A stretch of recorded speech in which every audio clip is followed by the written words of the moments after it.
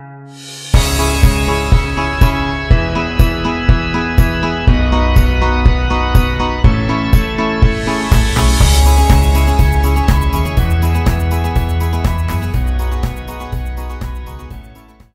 guys, welcome back to my channel The Chess Lab. This is our now live today. So we got guy from Panama rated 752.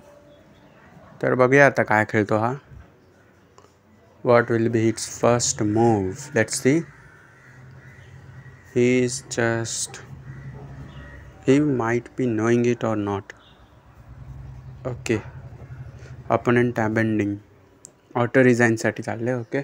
Let's see. ठीक आहे H4 काहीतरी वेगळं आहे, something different. So माझ्या हिशोबाने D5 किंवा E5 काहीतरी खेळलं पाहिजे.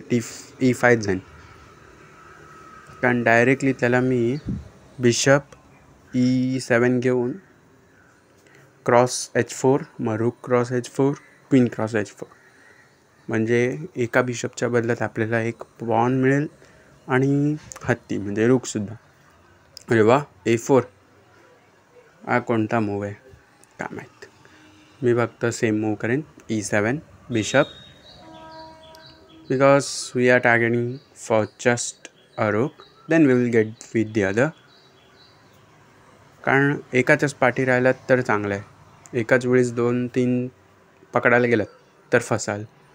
Okay D4 shall we play.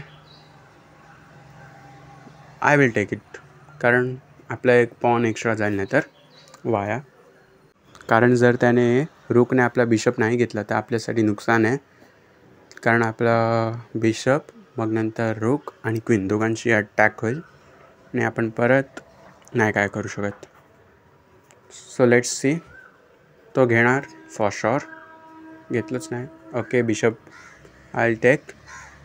चांगला मूव आहे. मग ह्याच्यानंतर मी विचार करीन, जर तो नाही वेगळा काहीतरी खेळला तर मी क्वीन D1मधून ओके मी सेम F6, मग डायरेक्टली अटॅक F2मध्ये चेकमेट होईल जर त्याने बिशप हलवला नाही तर.